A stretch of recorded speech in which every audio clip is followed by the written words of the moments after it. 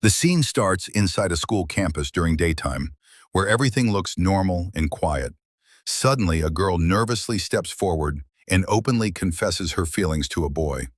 As this happens, students around them begin whispering, already labeling him as someone who easily attracts girls. Instead of reacting emotionally, the boy responds in a cold and straightforward way. He makes it clear that relationships are not something he's interested in at the moment. Hearing this, the girl becomes desperate and shouts his name, asking him not to walk away yet. She demands an explanation and asks what kind of girl he would ever like. The boy stops for a second, thinking carefully. Turning around with a smile, he replies that he likes really bad girls, leaving the girl confused. He shouts that there is no point in her trying to become one because it will only make him despise her more. The protagonist also says that he likes those who were born that way. His blunt words shock everyone nearby. The girl questions his manners and wonders how a student can talk like this in school. Right then, another girl steps into the scene. She has white hair and a strict aura, clearly upset after hearing the conversation. She reveals herself as a member of the disciplinary committee and immediately scolds the boy for crossing the line. The boy, looking completely drained, says he's tired of being dragged into pointless situations and just wants to leave. However, she doesn't let him go so easily. She points out that his attitude and language break school rules and damage the institution's image. Having no energy left to argue, the boy simply agrees to accept any punishment she decides, which only fuels her anger further. The girl who had confessed earlier tries to defend the boy, but the disciplinary committee member quickly shuts her down. She coldly tells her to forget everything he said and reflect on it later. The boy is left alone with his thoughts. Walking away, he reflects on why he avoids love. He believes romance wastes energy and creates unnecessary trouble. He admits that even people who live alone can still be shaken by emotions because feelings are real.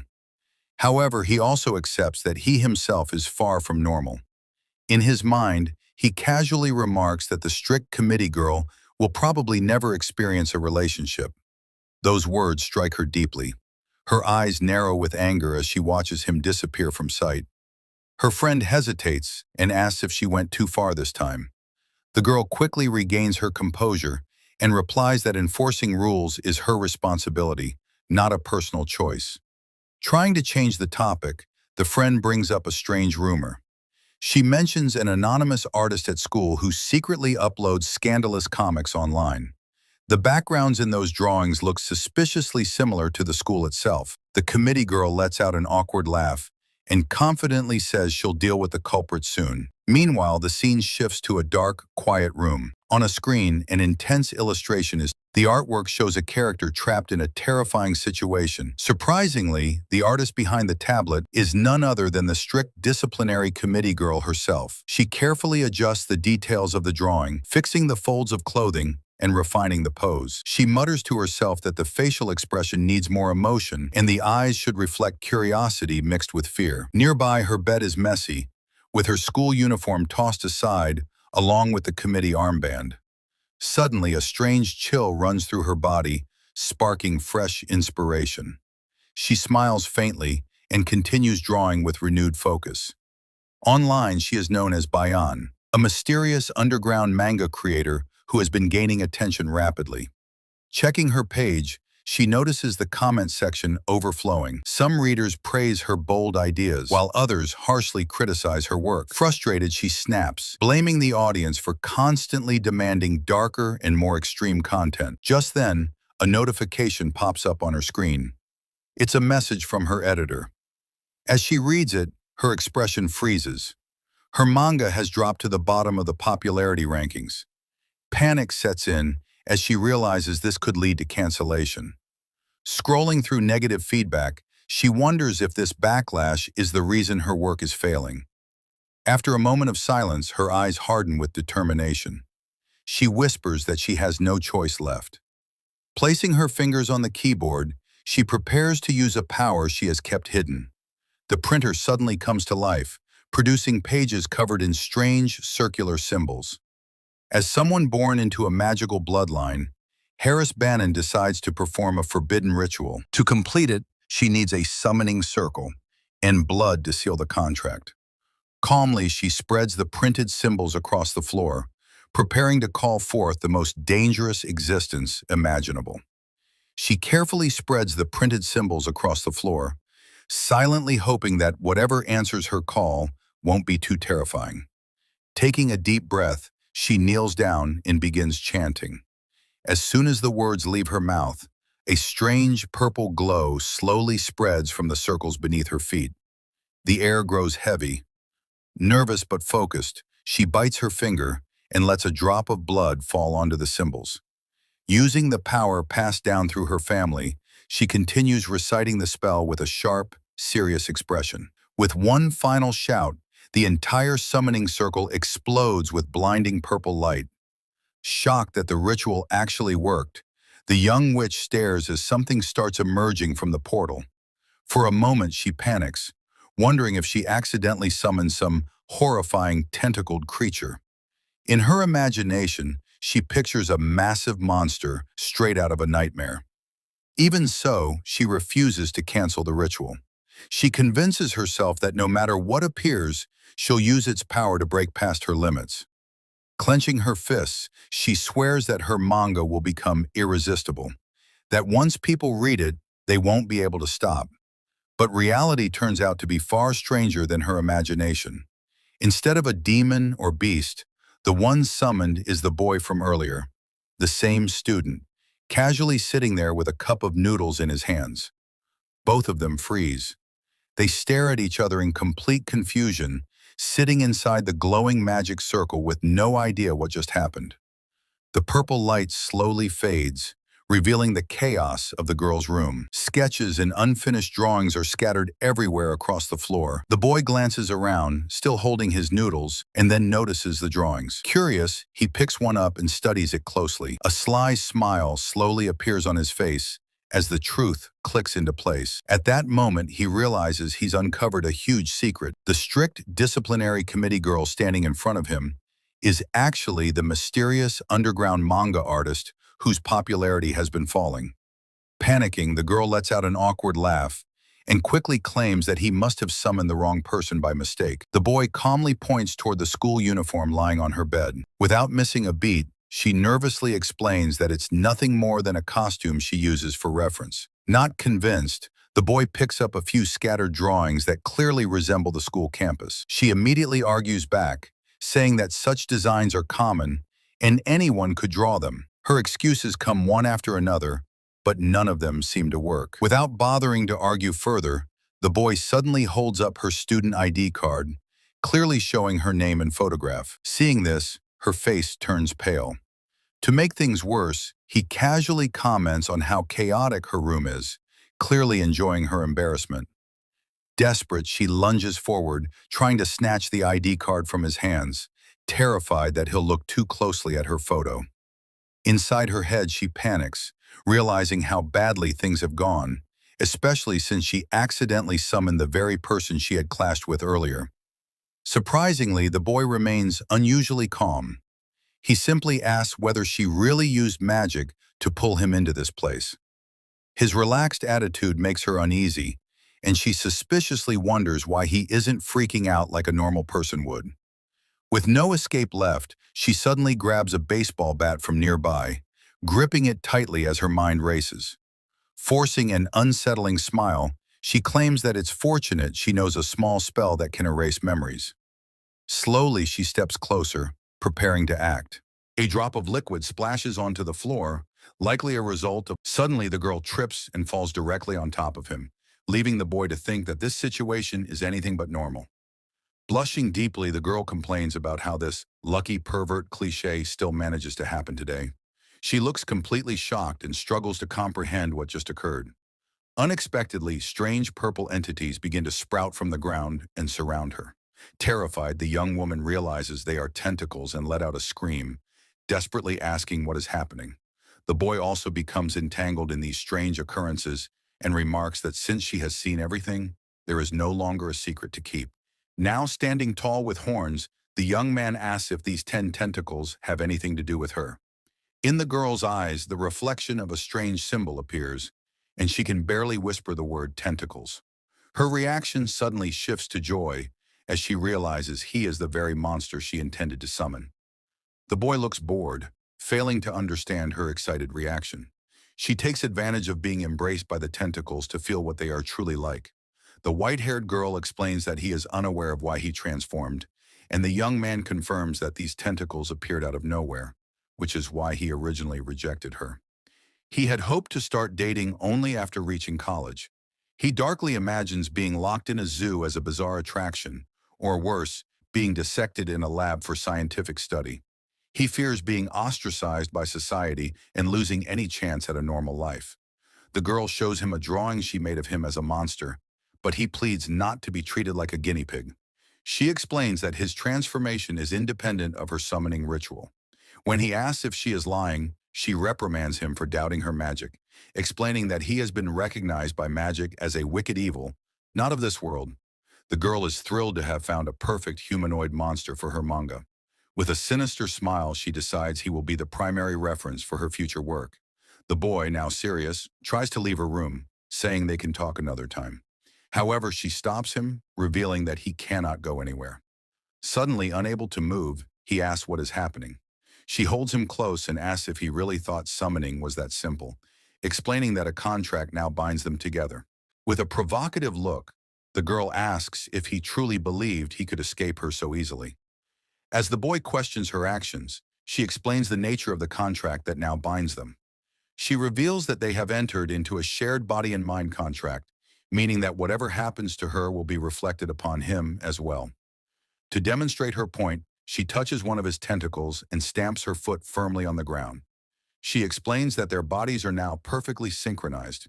He will be forced to mirror her every move.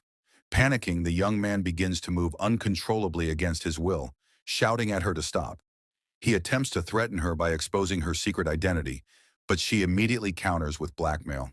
She notes that while they perform the same actions, the physical consequences vary between their two bodies.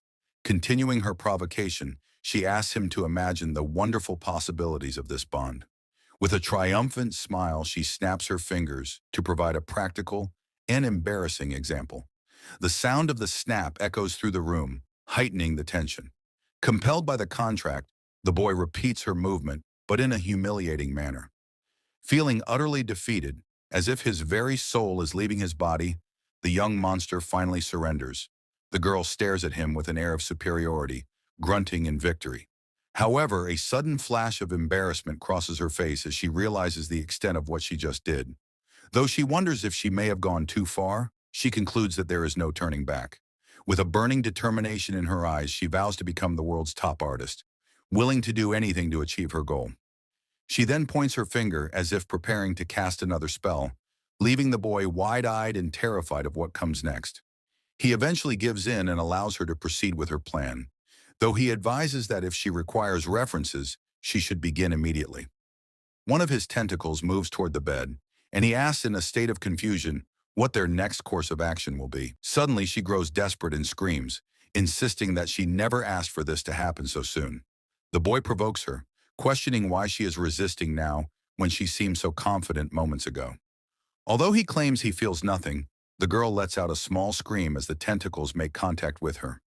She complains that she is unable to draw because her hands are pinned by his tentacles. Agreeing with her, the young monster releases her hands, much to her surprise. However, another tentacle suddenly seizes her foot, leading her to complain that this arrangement won't work either. Irritated, she shouts at him to stop playing around and to set her back on the ground immediately. Days later, her new drawings reveal that using herself as inspiration was a success. Reading the feedback, she notices that readers are praising the significantly improved texture of the tentacles. While her reviews have improved, she wonders why so few people are commenting, though one reader stands out for being overly complimentary. She recalls that it was a specific comment regarding her lack of experience with tentacles that prompted her to perform the summoning in the first place. Suddenly, she notices the boy nervously fiddling with his phone and demands to know what he is doing. The young man appears angry and seems to be struggling with the device. It is revealed that he was the author of that original comment and is now unable to delete it. Lying down, the girl suggests it is better for him to simply observe for the sake of capturing small details. She jokingly suggests buying him a doll, but he warns her about potential censorship if she continues that line of conversation. Suddenly, he presents a clipboard containing a manga draft he drew himself. He analyzes his own work with a grave expression while the girl anxiously awaits his verdict. With his horns glowing, he continues to review the draft with intense concentration. He lowers his head thoughtfully, making the girl even more nervous by the delay in his response. Returning to his human form, the young man explains that the tentacles will vanish as long as he remains calm. The girl fears he thinks the drawing is poor, but he offers a specific critique instead. He notes that while the art is high quality, the content is generic and lacks a compelling plot. Offended, the girl strikes the clipboard and yells at him not to underestimate the world of underground manga. He counters by arguing that readers are tired of boring works. They desire actual plot and character development rather than just fan service. With an intense gaze, he boldly declares that less fan service actually results in more fan service. Driven by her own logic, the girl realizes that the only way to craft a compelling plot is through direct observation. She points toward the boy and suggests a startling plan. He must date someone while she observes and draws them in secret. The young man is left utterly speechless by her proposal. Looking completely lost, he tries to explain that this isn't what he meant when he criticized her work. The girl, ignoring his protest, congratulates him on the opportunity to date beautiful girls, while he grumbles that she is the only one benefiting from this arrangement. Growing angry, the boy asks if she has forgotten that he literally transforms into a monster whenever he is around girls. He shouts that asking him to pursue girls is practically a death sentence. The girl feigns ignorance, and he begs her not to change the subject with that innocent expression. She reminds him that they are in this together. If he is exposed, she will be in trouble too. Gently touching his face, she continues her persuasion, leaving the boy flustered and embarrassed. She teases him, asking if he is really the type to get overwhelmed with just one girl nearby. With a triumphant smile, she declares that if he can handle it, there's no issue. He simply needs to win over girls at school to serve as her inspiration. As her final trump card, the little witch reveals that she possesses the power to break the curse that turns him into a monster. Stunned by this revelation, the young man asks if it's truly possible for him to become a normal human again. She confirms this, reminding him of the magic he has already witnessed. Boasting of her lineage from a family of wizards with a 1,000-year history, she seals the deal. He helps her with the manga, and she cures his condition. After a moment of silent reflection, the boy finally agrees to her eccentric plan. With a wicked, victorious grin, she celebrates the success of her scheme. Claiming there is no time to waste, she suddenly shoves him under the bed to begin their plan immediately. The boy is horrified, wondering if they are actually starting their mission from inside a box under the bed. He despairs, recalling having seen this exact cliché in various manga. The girl opens a briefcase and announces that the first step is selecting a target. As photos spill out, the boy realizes they are all students from their school. He notices these aren't standard student handbook photos. The little witch admits she made secret copies when the student council handled the files.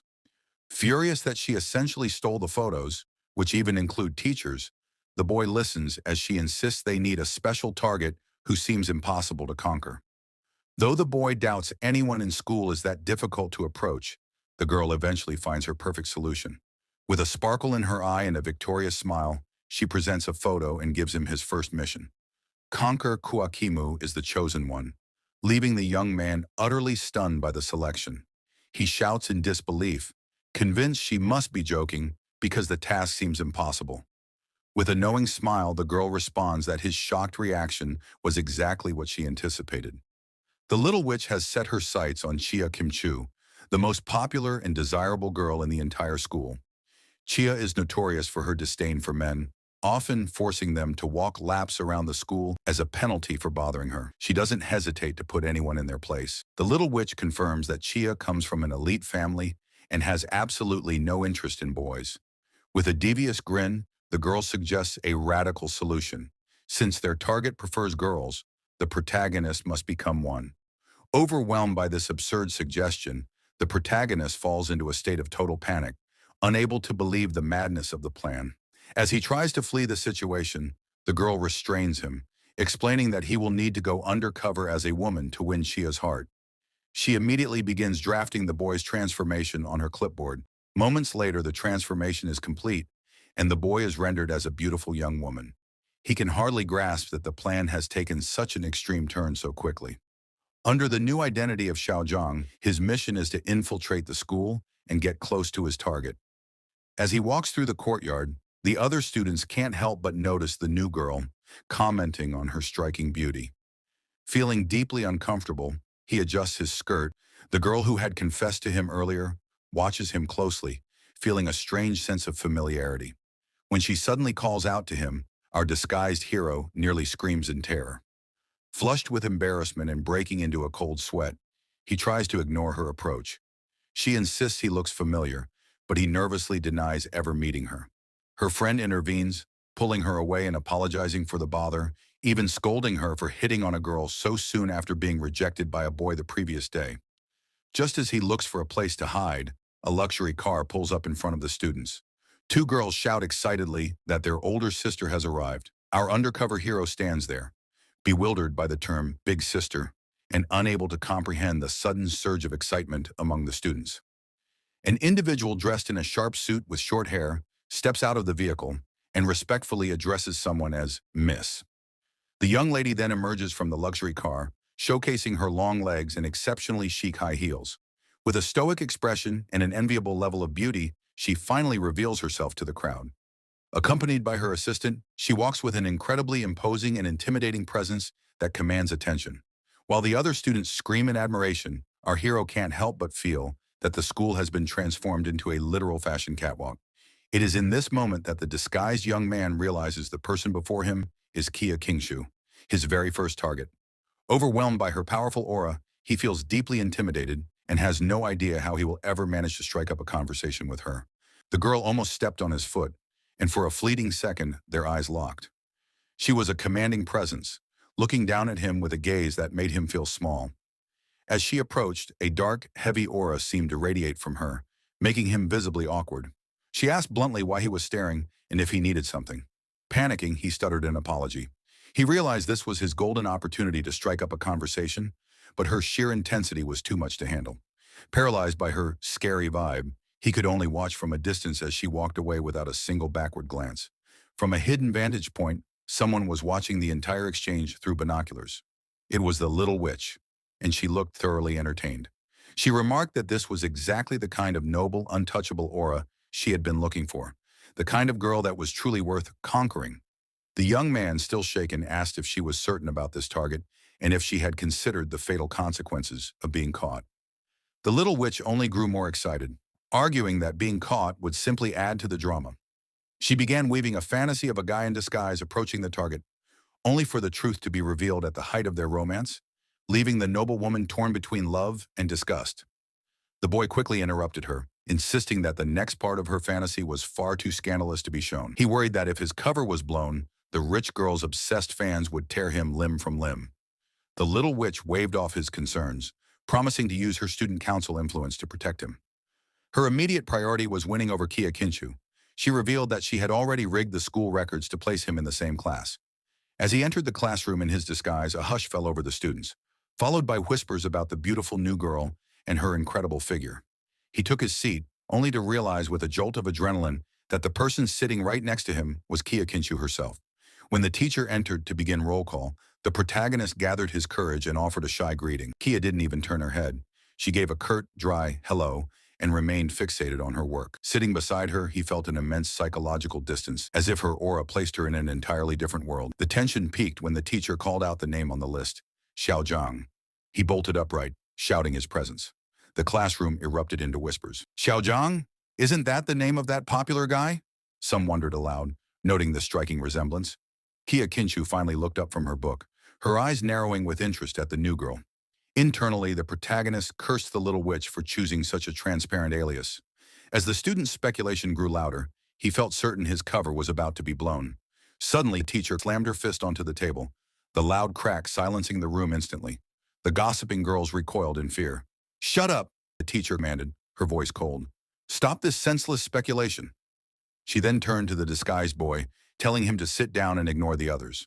Despite his racing heart, he felt a desperate need to close the gap between them. He gathered his resolve one last time, leaned in, and explained that he hadn't received his textbooks yet. He shyly asked if they could share. Kia studied him for a long, silent moment before finally nodding, agreeing to let him share her materials. Our disguised hero moved his chair closer to hers so they could read the book together. Now sitting very close to one another, the first part of the plan seemed to have finally worked. The two shared the same book, and the protagonist felt closer to his goal. With a confident, almost evil internal smile, he thought that the hardest part was over, and that everything would be fine from here on out. From an outside perspective, the rich girl seemed very focused on the book, completely unaware of his excitement. But inside he was panicking, his mind racing with what he should do now that he was so close. He briefly considered faking a faint to fall onto her, but he quickly realized he wouldn't be able to handle the contact. He then imagined her taking the initiative, holding him tightly with an embarrassed look on her face. But he dismissed the idea just as quickly, sure that he would die of embarrassment if that actually happened. He worried that if he continued to do nothing, he would just become a boring character. Unexpectedly, he felt a hand touch his thigh. He froze, completely paralyzed by shock. He wondered what on earth the rich girl was doing. Kia Kinchu leaned closer to him, making him even more nervous with the sudden proximity. She held him tightly and asked if everything was okay, while he sat there embarrassed by the touch. With his face flushing red and breaking into a cold sweat, he could barely respond. The rich young woman noticed his nervousness, and with eyes that seemed to shine intensely, she asked why he was so tense. With a scary smile, she called him by his fake name, Zhao Zhang, which terrified him even more. Our disguised hero didn't know how to react to such a direct and unexpected question. She continued repeating his name, her voice getting closer and closer to his ear, ramping up the suspense. The two came face to face, the tension in the air thick enough to cut with a knife. She slowly leaned in as if she were about to kiss him. Suddenly, the protagonist woke up with a start. It turned out that the entire romantic encounter was just a dream, and he had woken up under the intense gaze of the rich girl herself. She looked at him, confused.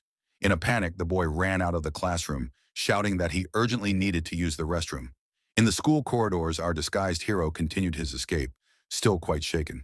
He wondered if the feeling he had of almost falling into something was just his imagination. With a serious face, he decided he would have to check with the little witch about what happened later. But now the most pressing problem was standing in front of the bathrooms. Going to the men's bathroom was impossible because of his disguise. He would be discovered immediately. But the idea of going into the women's bathroom left him completely terrified. Gathering up his courage, he decided he would enter the girls' bathroom just this once. Without thinking, he ran through the door. Once inside the stall, he swore he would take care of business at home next time and not drink water all day. Suddenly, the stall door lock started turning as if someone was opening it from the outside. The young man was shocked. Why was the door opening out of nowhere? The door swung open, and he screamed in fright, asking who was there. A dark voice suddenly remarked that girls don't use the bathroom like that. To his surprise, the little witch appeared inside the stall, shushing him. The boy asked angrily if she was going to apply discipline even in the bathroom and how she got in there. With a proud smile, she claimed that opening doors with magic was child's play. She then surreptitiously placed some kind of device on his clothes without him realizing it. When he asked what she was hiding, she covered it up by saying it was just toilet paper. The little witch quickly closed the stall door so he wouldn't suspect anything. She asked how the progress was with Kia, but he complained that it had barely started. The witch then complimented him on how cute he looked today and mischievously lifted his skirt to take a look. Turning bright red, the protagonist shouted at her, demanding to know what she was looking at. He stood there shocked and completely unresponsive to her chaotic attitude. He suddenly remembered something strange that had happened back in the room when their eyes first met. In fact, Kyokunu had experienced a strange vision and began to see him in a completely different light. In her vision, our hero approached her with such intensity that it felt as if he wanted to devour her with his gaze. At that moment, the rich girl found herself completely paralyzed, unsure of how to react. The protagonist admitted that he felt bewitched by her, as if he were trapped in a trance. Hearing this, the little witch became intensely curious, asking if a real magic spell had been cast. Suddenly, a light bulb went off in her head as she finally understood what had happened. With a mischievous smile, she remarked that it was perfectly normal to feel tempted by a dream girl, which only irritated him further. She then realized she had ruined the mood and that his sudden dash to the bathroom had just been a poor excuse to escape the tension. The boy was shocked by her wild and crazy interpretation of the situation. Without thinking twice, he covered the little witch's mouth to stop her from talking any more nonsense. Startled by his sudden boldness, her face turned bright red, and she whispered a warning for him to be careful. She heard people approaching from outside, including a friend who was calling out for him. While the boy tried to act as though everything was fine, his friend outside suspected he was acting weird. Still holding his hand over the little witch's mouth, with her face still flushed, she demanded he remove his hand immediately, and the protagonist let out a massive sigh of relief that they hadn't been caught yet. From outside, his friend suggested that he was being too direct and should try a more traditional method of approach. The crazy woman then suggests knocking people out and dragging them away. In the confusion, Xiaojiang witch lost her balance and fell onto him. When he tried to push her away, he forgot about the magical contract binding them, which pulled him along with her instead. This resulted in the two being pressed tightly against the cabin wall in a highly compromising position. Outside, the girl says go ahead and wait for her friend. With her eyes shining with anger, the witch whispers what he should do, warning him that if they get caught, she's finished. She presses herself even closer to him and admits that she can't handle the pressure anymore. Suddenly, a button on the little witch's shirt pops open under the force of how close they are. She's shocked by her exposed shirt, and the situation between them becomes even more tense. Overcome by the emotions of the moment, the boy's tentacles begin to appear again.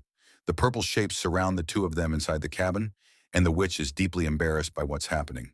He hugs her and she begs him to control himself, but he replies that it's simply the law of nature taking over. Outside, the other girl freezes when she hears strange noises coming from inside the cabin.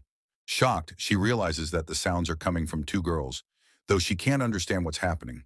Frightened, she runs out of the bathroom, shouting apologies for interrupting such an intense moment. Still inside the bathroom stall, the little witch is completely out of breath from everything that just happened. He holds her tightly with his tentacles and asks her to let go, but he can't control them. Suddenly, the girl feels something hard poking her and reacts in surprise. Panicking, the boy realizes what she felt and becomes completely desperate.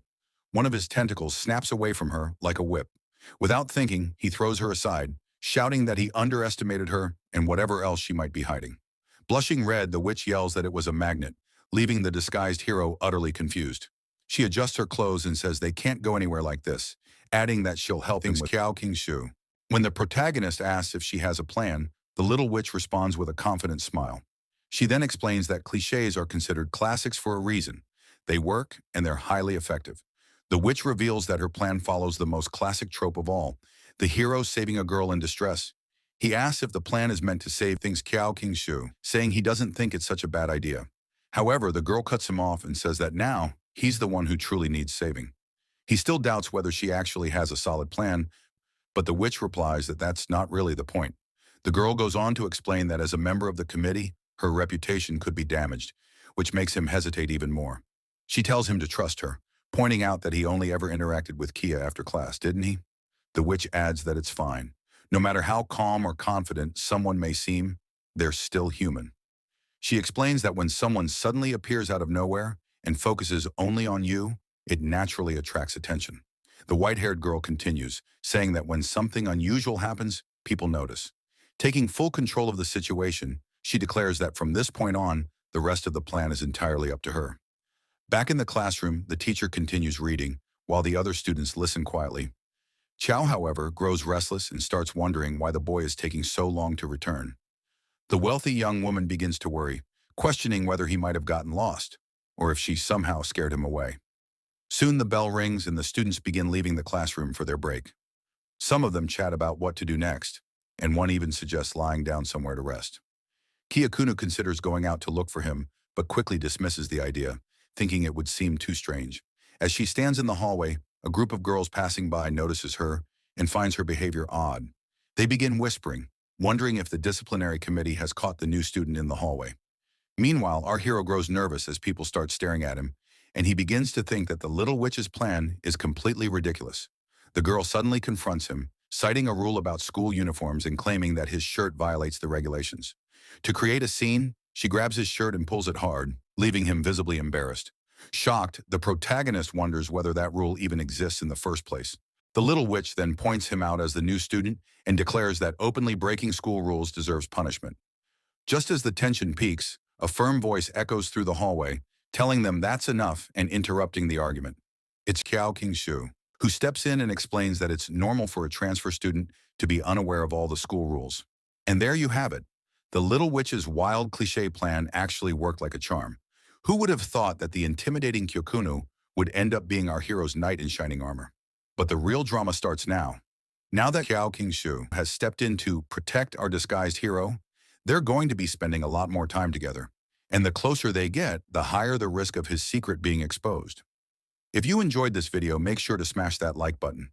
The next part is going to be even more intense. Thanks for watching, and I'll see you in the next video.